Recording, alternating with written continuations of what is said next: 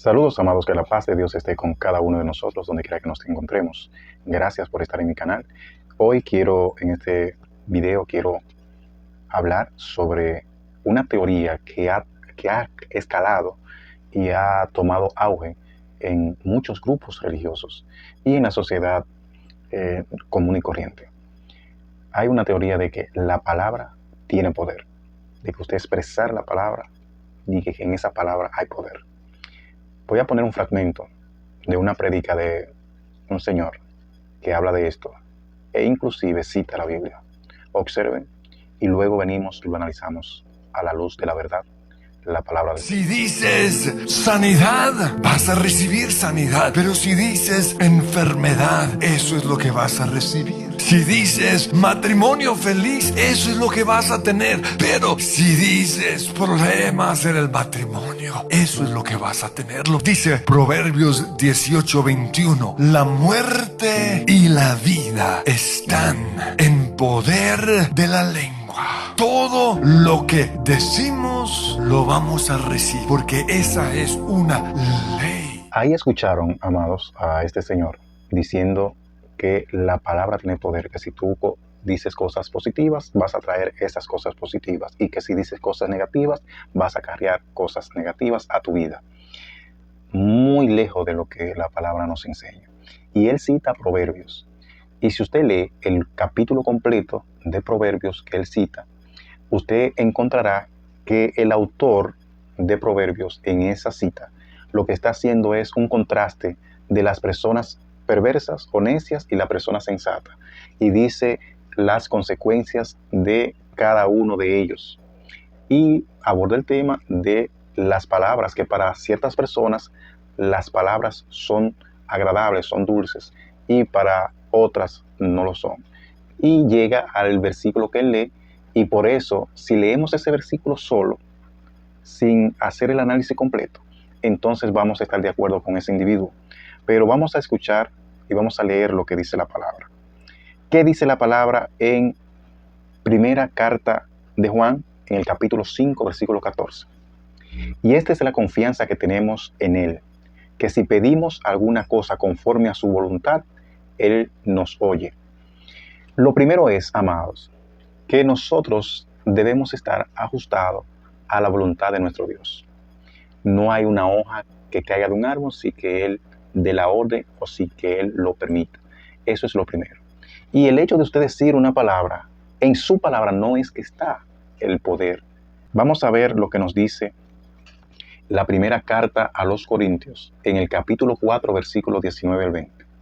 Nos dice la palabra: pero iré pronto a ustedes, si el Señor quiere, y conoceré no las palabras, sino el poder de los que andan envanecidos, porque el reino de Dios no consiste en palabras, sino en poder. Eso para que entendamos que no es un asunto de palabras. Aquí la única palabra que tiene poder es la palabra de Dios. La única palabra que tiene poder es la palabra que sale de la boca de Dios. Y aquí el apóstol Pablo lo que está diciéndonos es que esto del reino de Dios, esto del evangelio, no se trata de palabra. No es decir yo soy, no es decir yo quiero, no es decir decreto, no, nada de eso. No es decir yo declaro, yo me declaro sano. No se trata de eso.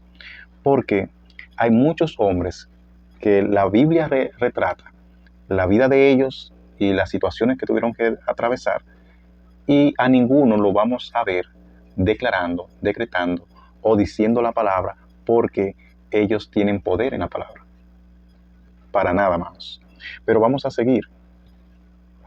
Dice en Santiago, la palabra de Dios dice en Santiago capítulo 4, versículo 15: en lugar de lo cual deberían decir, si el Señor quiere, viviremos y haremos esto o aquello. Hay muchas personas, como dije, que creen que solamente con pensarlo, con decirlo, con querer cosas buenas, dije que usted va a alar esas cosas buenas, dije que van a llegar a su vida esas cosas buenas. Y aquí nos dice la palabra que hay muchos que dicen, mire, mañana iremos a tal lugar y haremos negocio y nos irá bien.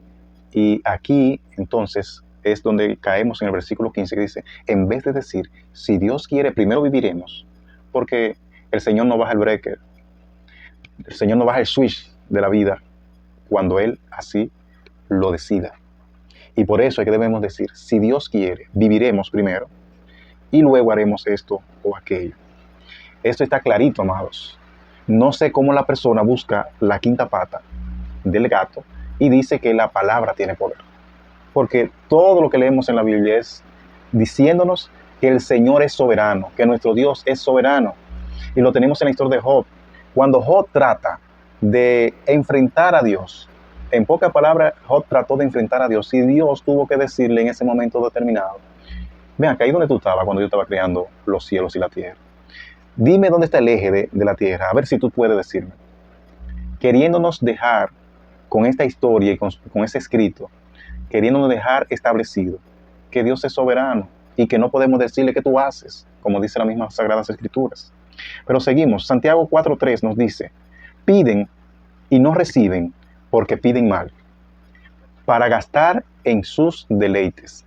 Lo primero es que nuestra oración debe estar alineada con la voluntad del Señor. Nuestras oraciones, nuestras peticiones deben estar adheridas a la voluntad de Dios. No es medalaganariamente que el Señor nos va a complacer los caprichos, como si Dios fuera un muchacho demandado. Hay gente que tiene a Dios como un muchacho demandado. Hazlo ahora, ahora, ahora, yo quiero el milagro ahora. Y le dan una orden al Señor.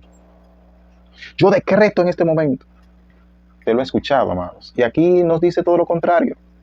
Dice la primera carta a Timoteo, en el capítulo 6, versículo 15, la cual a su tiempo mostrará el bienaventurado y solo soberano, Rey de reyes y Señor de señores.